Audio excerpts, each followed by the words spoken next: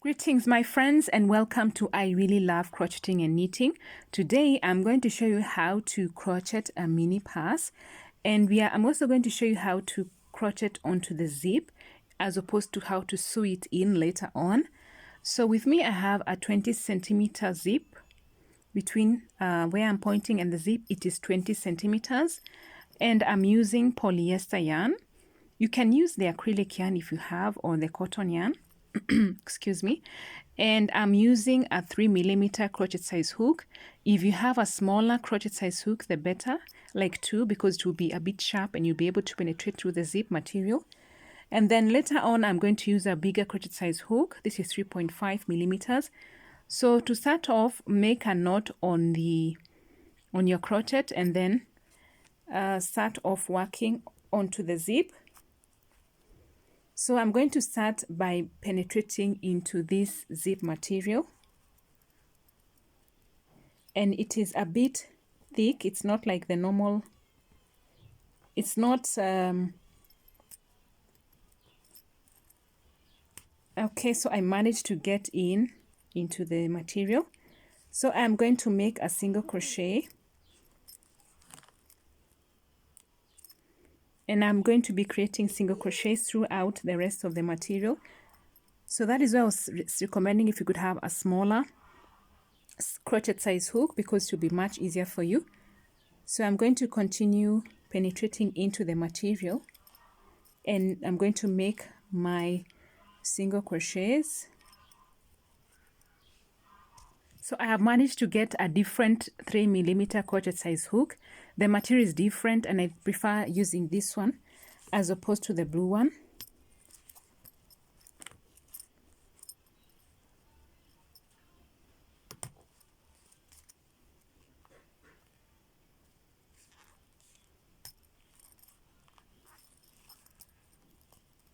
So I'm going to pause the video and continue working my single crochets across my zip until I get to this point.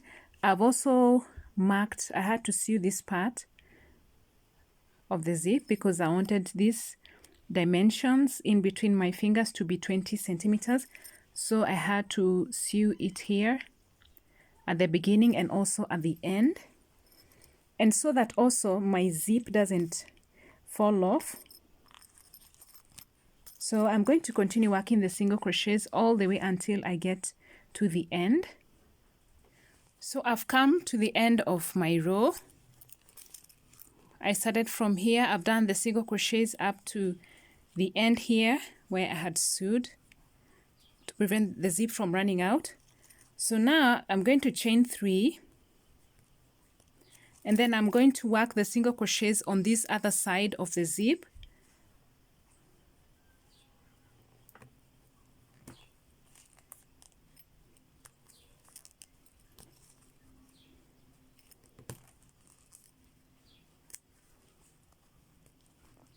Make those single crochets, don't space them too much.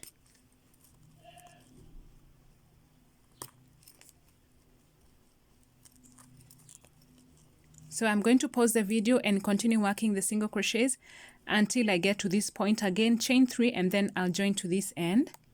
So I've come to the other end and I'm going to chain 3 as well. And I'm going to join the 2 sides here with a slip stitch.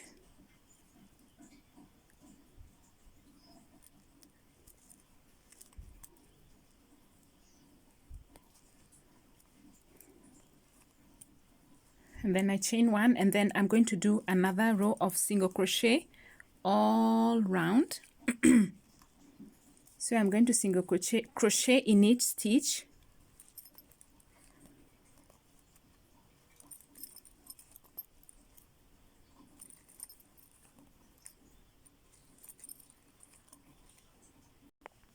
So when you get to this part where we did our chain 3, we are going to single crochet under it,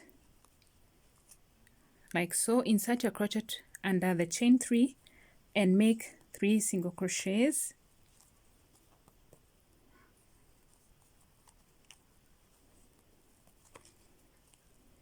And then continue making the single crochets all round until you get to the other end.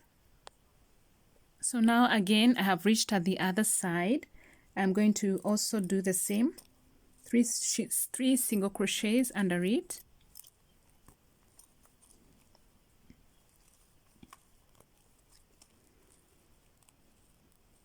And then I'm going to join to this other end.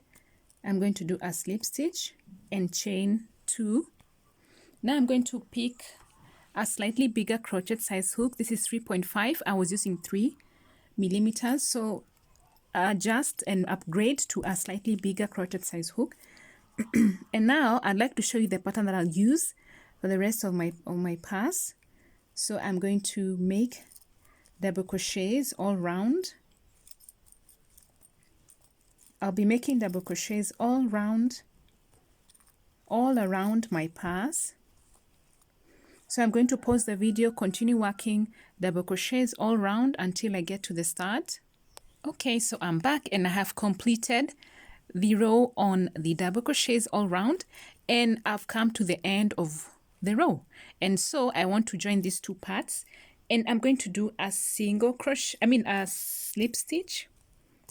Then I'm going to chain 2, and then I want to show you the pattern I'll use for the rest of my work. I'm going to do a back post double crochet like so. Sorry. And also like to say thank you so much for subscribing to my channel and for taking your time to view my work. I really don't take it for granted. Please continue supporting my work. Continue viewing and sharing my work. It is a big blessing to me. So I'm going to be doing the back post double crochet until I complete the row. And basically that is the pattern I'll be using all round. Back post double crochet. After you've completed the row on the double crochet only, we are not going to repeat that again. We'll now be using the back post double crochet for our work.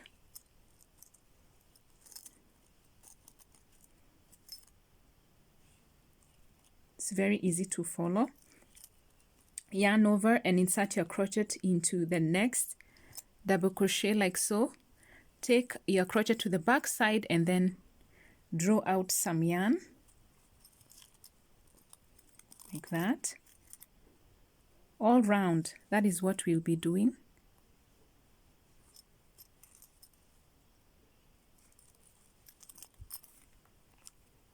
Yarn over. There is also a front post double crochet, but we are not using it at this point. For now, we are only going to use the back post double crochet.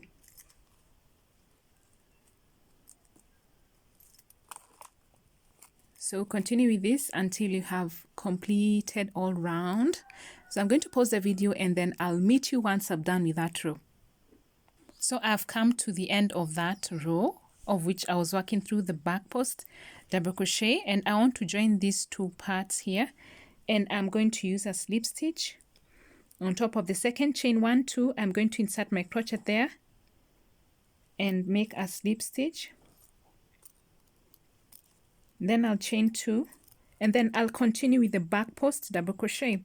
Remember I mentioned that we'll be using not the front post, the back post double crochet is what we are going to be using for the rest of our work, depending on how long you want your pass or your bag. Continue with the back post double crochet all the way until the end, or as per the desired length.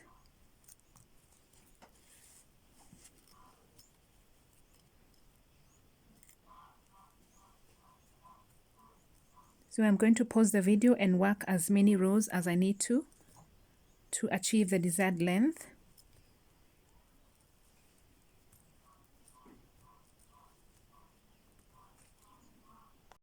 I'm adding these 2 small metal rings on the outside part because when I'm done, I'm going to attach my handbag or the pass straps onto them.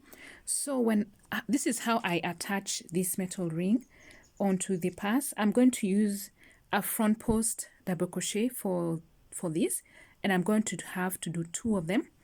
So I'm going to put my ring over there on top of the first front post double crochet,